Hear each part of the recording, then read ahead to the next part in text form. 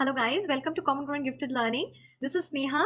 So if you've seen my video for the book recommendation that I gave for kindergarten Cogat, you must be wondering like how to effectively use those. So I have come up with a 6-step recipe that will help your child to ace Cogat and prepare them well and give them a good foundation overall, not only for kindergarten, but so that their foundation is so well that they can build on top of that for the next or coming grade levels as well.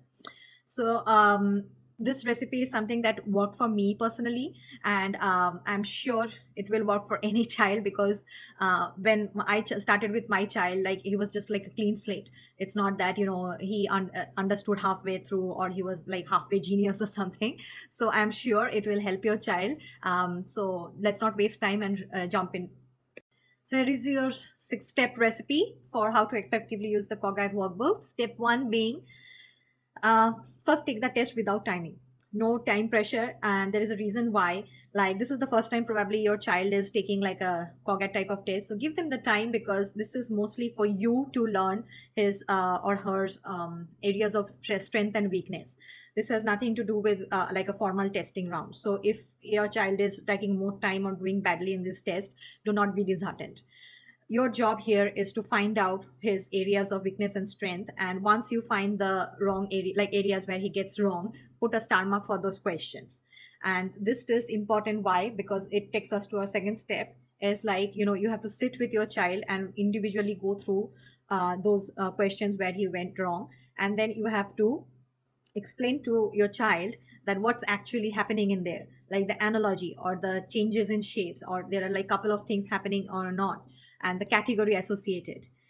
And this is important. Why? Because once they understand what is happening and the concept that's on which the question is designed, you go to step 3, which is exploratory learning. It's about explaining to your child the associated concept too. Like for example, if you see this picture that I have taken from a Mercer publication, I is to book, what will the year be? So the analogy is the use of the body part.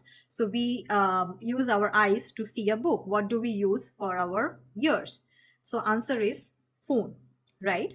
So once they get the use of the body parts, you can just change. Like instead of ear, you can do another eye, and or you can do and that will be the camera will be the answer. And then if you want to show them like how the things change but the analogy remains the same, it's like instead of ear you can do head, and the head will be for the cap.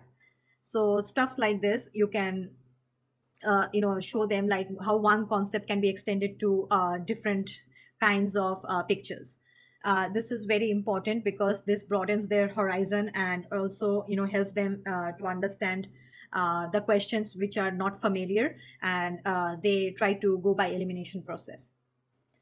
Step 4 will be the time testing. Now, after you have explained the concept, this will be the time to work on their writing speed, or like not writing speed, mostly like their processing speed, because there's much not no, not much writing in there. So now start taking time test. Time test will ensure you like if he is not slowing down in his strength areas, because kids often have a tendency to take their own time in the strength areas too. So but in reality they won't be given timing. So now start taking the time test, and give them like a time that will be given in the test that generally is written in the textbooks, and give them some time. And then again filter. This will be the second set of filter. The if after all the explanation, if your child is going wrong somewhere, that means the concept is not clear. So to find out that second round of filtered questions, you have to put like 2 stars. So that's what I did. Like with the second round, I put like 2 stars, and then I know that this is like his real problem areas. It's basically finding his core problem areas. Then what I did was I made flashcards of the questions that are wrong for repeated learning. So if there are 2 ways, like either the child didn't understand the concept or he understood the concept but cannot retain in his head.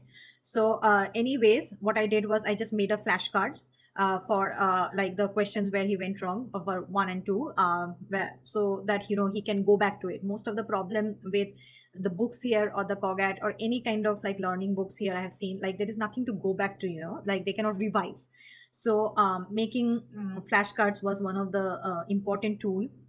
in the preparation. So I made flashcards for him so that he can keep going back and coming and then coming back to the test. So this I'll make a separate video for how to make flashcards online, and I have found like a really good um, tool for this, like an app. I'll make a separate video for that and put the connect it to the description box for this video. And after this, the step 6 will be retake the test every week. These are just like the last few things I wanted to talk about. Retaking the test every week ensures their confidence and then speed, and then track their improvement in score. So your track will tell you, like, if he's improving in that area of his weakness or not. So tracking their scores is very important.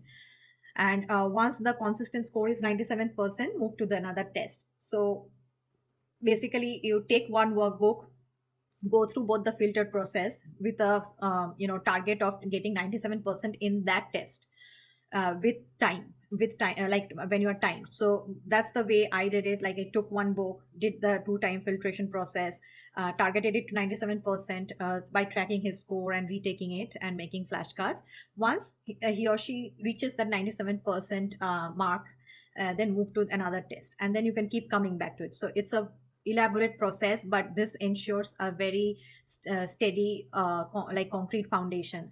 And the best part is, once you have taken that like prepared your child this way, his or her test taking capabilities just manifolds.